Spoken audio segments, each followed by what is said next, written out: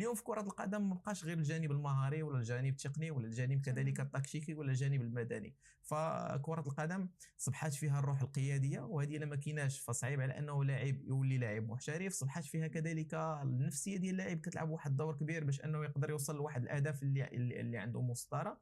والجميل لانه اللاعب اليوم صبح خصو يعبر على راسه.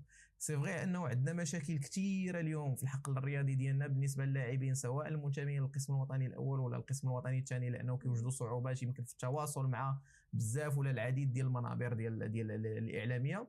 ولكن اليوم كنقول اننا وصلنا لمرحله باش على الاقل نوصلوا اللاعبين خصوصا الشباب باش انه اليوم سي مرحله ديال التواصل، اليوم مرحله ديال الاجتهاد. دائما كنقول انه كاين 4 ديال الاشياء اللي تقدر تصنع من شخص، سواء من حاله ديالو اللي ولا في الكارير ديالو بيرسونيل ولا بروفيسيونيل، تصنع منه انسان اللي منضبط ومجتهد. كاينين 4 ديال الاشياء كيتسموا لي 4 زيس.